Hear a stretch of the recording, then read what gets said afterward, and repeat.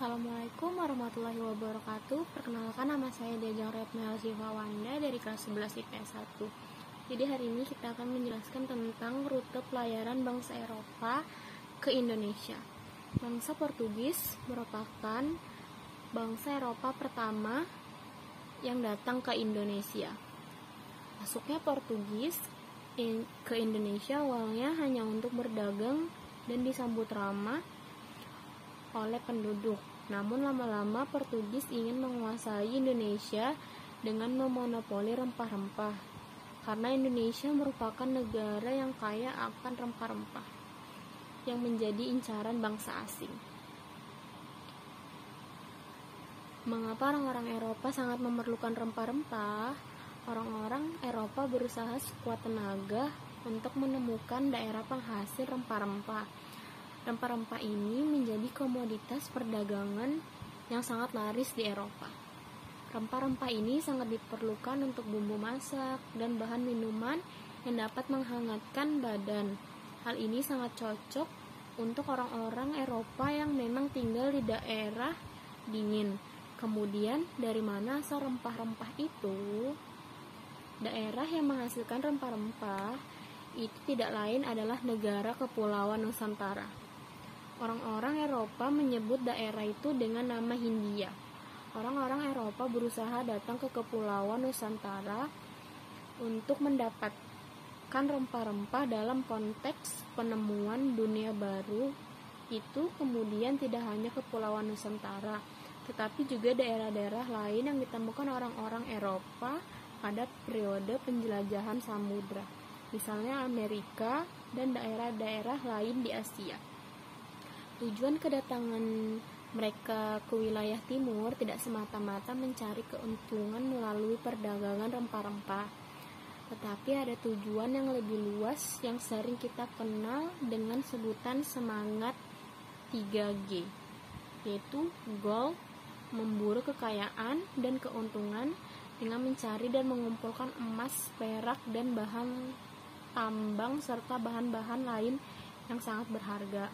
Kedua adalah glory, memburu kejayaan, superioritas, dan kekuasaan. Dalam kaitan ini, mereka saling bersaing dan ingin berkuasa di dunia baru yang ditemukannya. Yang terakhir, gospel, yaitu menjalankan tugas suci untuk menyebarkan agama. Pada mulanya, orang-orang Eropa ingin mencari dan bertemu Prester John yang mereka yakini sebagai raja Kristen yang berkuasa di timur. Kekuasaan bangsa Portugis. Tokoh-tokoh penjelajahan samudra bangsa Portugis sebagai berikut, yaitu Bartolomeu Dias tahun 1450 sampai 1500 Masehi. Beliau adalah seorang penjelajah Portugis yang berlayar mengelilingi Tanjung Harapan dan diketahui sebagai penjelajah Eropa pertama yang melakukan penjelajahan samudra. Bartolomeus Dias adalah seorang kesatria istana kerajaan, kepala penjaga gudang kerajaan, dan ahli berlayar dari pasukan perang Saint Christopher. Pada tanggal 10 Oktober 1486, Raja John II dari Portugal menunjuk beliau sebagai kepala ekspedisi untuk berlayar mengelilingi ujung selatan Afrika dengan tujuan mencari rute perdagangan baru menuju ke Asia.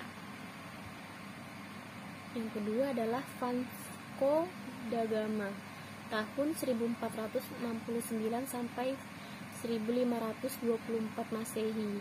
Vasco da Gama adalah seorang penjelajah berkebangsaan Portugis yang menemukan jalur laut langsung dari Eropa ke Malabar, India, dengan melakukan penjelajahan laut mengelilingi Afrika. Beliau memperluas penjelajahan laut dari penjelajahan samudra sebelumnya dengan mengelilingi Tanjung Harapan di Afrika pada tahun 1488.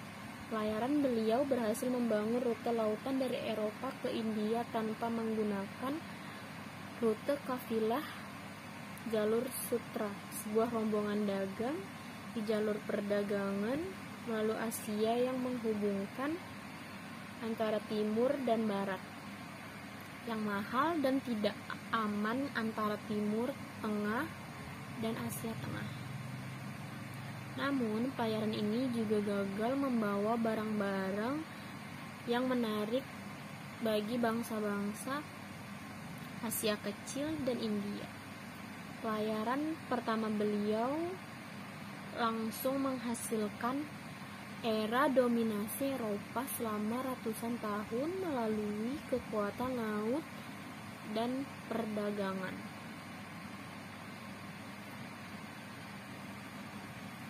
Selanjutnya adalah yang ketiga, yaitu Alfonso de Albuquerque tahun 1453 sampai 1515 Masehi.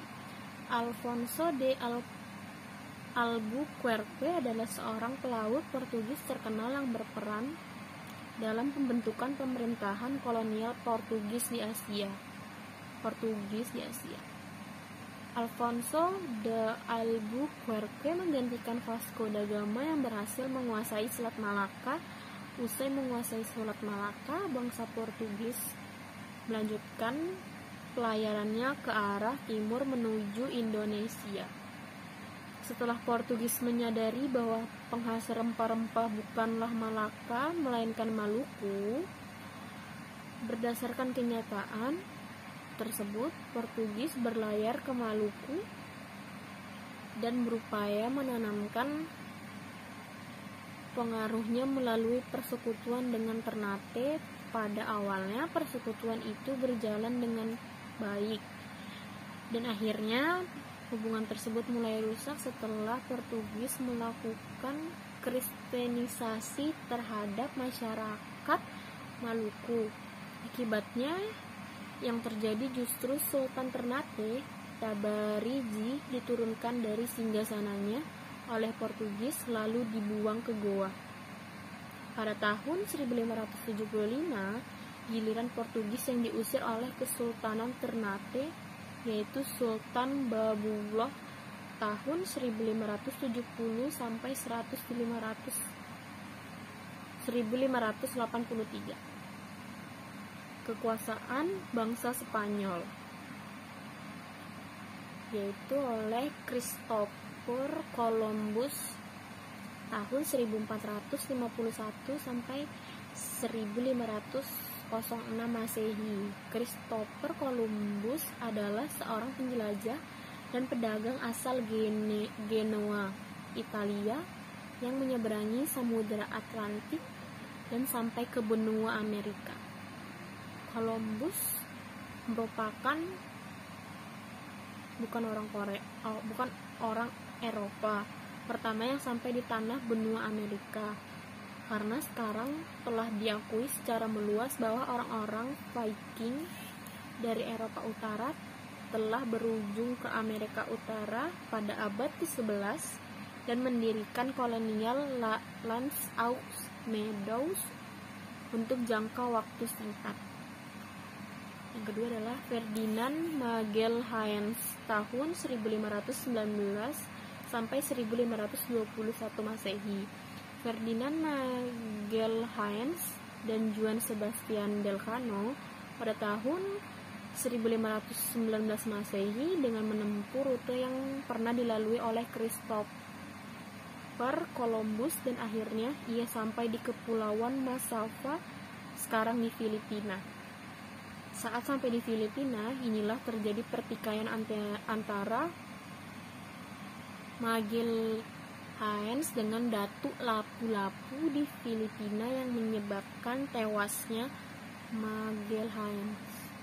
Setelah Ferdinand Magelhaens meninggal dunia, pelayaran dilanjutkan oleh Juan Sebastian Elcano dari Filipina menuju arah selatan. Maka sampailah Elcano di Kepulauan Maluku. Kedatangan bangsa Spanyol di Maluku disambut baik oleh Sultan Mansur dari Tidore dan diterima sekutu untuk mengimbangi kekuatan Kesultanan Ternate yang mempunyai sekutu bangsa Portugis. Dengan demikian, di Kepulauan Maluku terjadi persaingan dagang antara bangsa Portugis dengan bangsa Spanyol. Untuk menghindari persaingan tersebut, maka pada tahun 1528 Masehi di kota Saragossa, Spanyol diadakan perjanjian. Isi perjanjian tersebut mengatakan bahwa bangsa Portugis tetap melanjutkan perdagangannya di Kepulauan Maluku, sedangkan Spanyol melanjutkan kegiatan dagangnya di Kepulauan Masava di Filipina. Kekuasaan bangsa Inggris.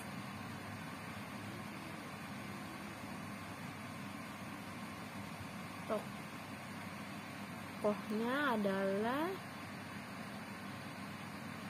Sir Francis Drake, sekitar tahun 1540 sampai 1596 Masehi. Sir Francis Drake merupakan orang Inggris pertama yang mengelilingi bumi dari tahun 1577 Masehi sampai dengan tahun 1580 Masehi. Sepulangnya ia dilantik oleh Ratu Elizabeth pertama menjadi seorang kesatria. Ia juga merupakan wakil pimpinan armada Inggris yang mengalahkan armada Spanyol pada tahun 1588 Masehi. Kedua adalah Sir James Lancaster pada pelayaran tahun 1591 Masehi. Lancaster berhasil mengadakan pelayaran sampai ke Aceh dan Penang. Pada bulan Juni tahun 1602 Masehi, Lancaster dan maskapai perdagangan Inggris EIC berhasil tiba di Aceh dan langsung melanjutkan perjalanannya menuju Banten. Di Banten, dia mendapatkan izin untuk mendirikan kantor dagang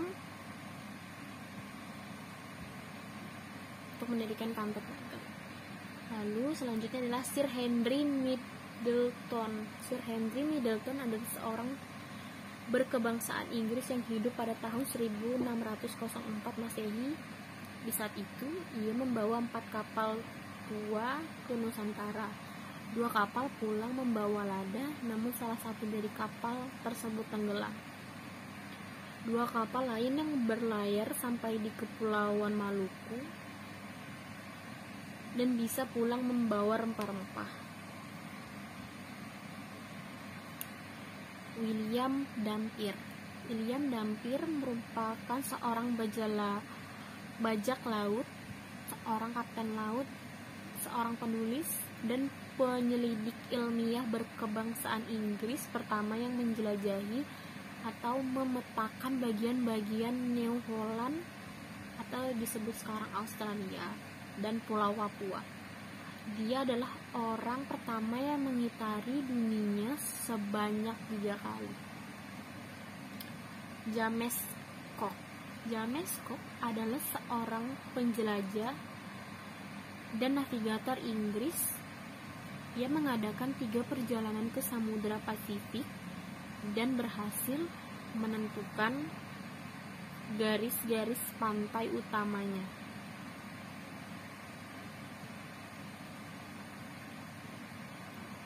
Dan yang terakhir adalah kekuasaan bangsa Belanda. Penjelajah samudra dari bangsa Belanda antara lain sebagai berikut. Yaitu yang pertama adalah Cornelis de Houtman. Cornelis de Houtman adalah seorang penjelajah Belanda yang menemukan jalur pelayaran dari Eropa ke Indonesia dan berhasil memulai perdagangan rempah-rempah bagi Belanda.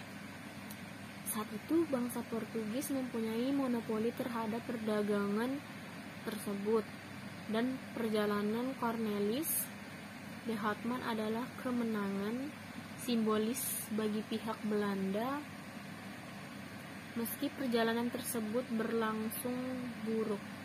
1592 Masehi, Cornelis de Houtman dikirim oleh pedagang Amsterdam ke Lisboa untuk menemukan sebanyak Mungkin informasi mengenai kepulauan rempah-rempah pada saat De Houtman kembali ke Amsterdam. Zhugen van Lieshoten juga kembali dari India. Para pedagang tersebut memastikan bahwa Banten merupakan tempat yang paling tepat untuk membeli rempah-rempah. Pada tahun 1594 Masehi, mereka mendirikan Kompani Jan Verre yang artinya perusahaan berjarak jauh. Sejak awal perjalanannya, para kru dari 4 kapal ini sudah dipenuhi masalah, penyakit sariawan merebak, dan pertengkaran di antara para kapten kapal dan para pedagang. Teluk di Madagaskar yang merupakan tempat mereka berhenti kini dikenal sebagai kuburan Belanda. Pada 20 Juni 1596, ekspedisi De Houtman tiba di Banten. Penerimaan penduduk awalnya bersahabat, namun setelah beberapa tabiat kasar yang ditunjukkan awak kapal Belanda, Sultan Banten bersama petugas Portugis di Banten mengusir kapal Belanda tersebut.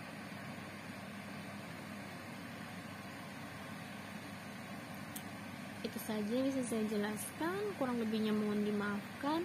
Assalamualaikum warahmatullahi wabarakatuh.